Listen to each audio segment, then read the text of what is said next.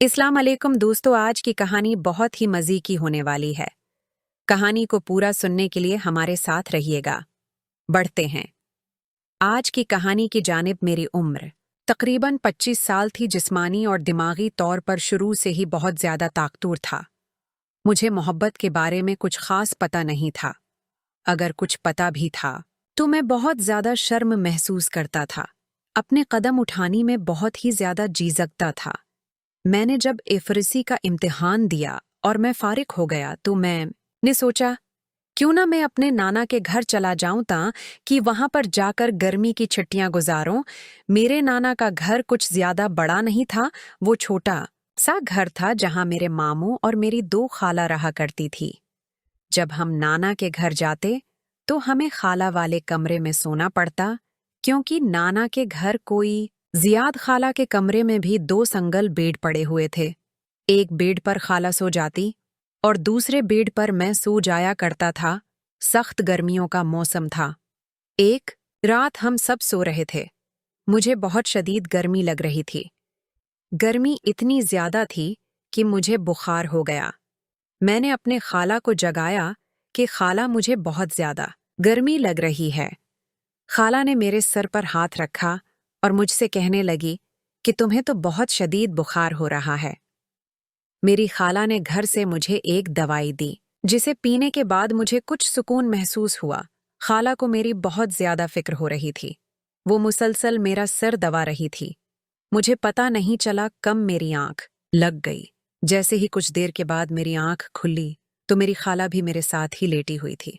खाला ने मेरा हाथ पकड़ा हुआ था। मैं ये सब कुछ महसूस करता जा रहा था, लेकिन मैं कुछ नहीं कह रहा था।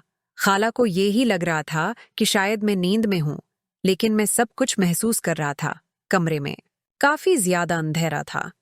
कुछ भी दिखाई नहीं दे रहा था। काफी देर तक खाला यही काम करती रही। मुझे इन सब बातों से बहुत ज्यादा मजा आ रहा था। मैं बुखार भूल चुका था। मैं खाला के साथ चुपका हुआ था।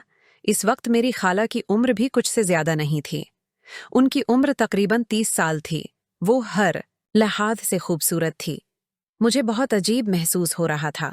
खाला मुसलसल अपना काम करती जा रही थी। मेरा छोटा भी जाग चुका था। मैं खाला की बातों का कोई रिएक्शन नहीं दे रहा था।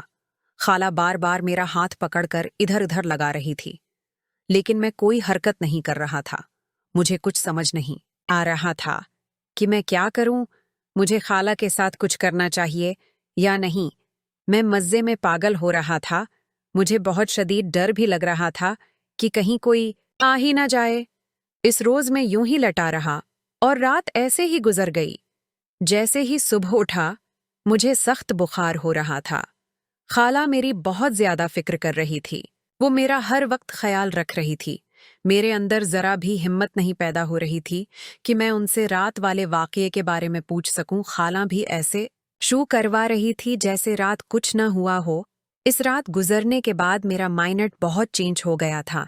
मैं हर वक्त उन्हें के बारे में सोचने लगा। खाला का हुस्न बार बार मेरे दिमाग में जा रहा था, लेकिन मैंने कोई ऐसी हरकत नहीं की थी जिससे किसी को भी शक होता। उधर मेरी छुट्टियां खत्म हो रही थी। मेरा अपने घर वापस जाने का वक्त हो रहा था।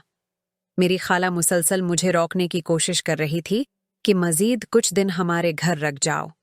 मैं खाला की बात मान गया, क्योंकि मुझे पता था कि खाला मुझसे क्या चाहती है। मैं खाला का हुस्न देखने की मुसलसल कोशिश कर रहा था, लेकिन मुझे कुछ भी नजर नहीं आ रहा था।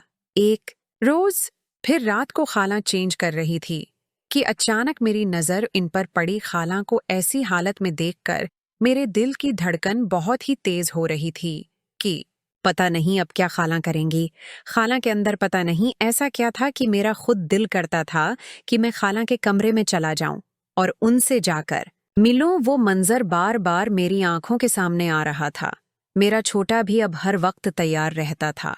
इससे पहले कि मेरा छोटा खाला के साथ कोई वैसी हरकत करता, मैं वापस अपने घर जाने की कोशिश करने लगा, लेकिन खाला ने मुझे ऐसे जाने नहीं दिया। तंग आकर मैंने भी अपना छोटू खाला को दे दिया। खाला मेरा छोटू लेने के बाद बहुत ही ज्यादा खुश हो गई। मजीद अच्छी स्टोरीज के लिए चैनल को सब्सक्राइब तो लें, ताकि हर आने वाली कहानी का नोटिफिकेशन आपको बहुत आसानी मिलता रहे। اور ہر عمدہ اور نئی اور دل دہلا دینے والی کہانیوں کو سن کر آپ بھی خوش ہو سکیں تو مزید اچھی سٹوریز کے لیے چینل کو سبسکرائب کرنا مت بھولیے گا، بیل آئیکن کو پریس کر لیں۔ تب تک کے لیے اللہ حافظ، ملیں گے ایک اور نیکسٹ کہانی کے ساتھ۔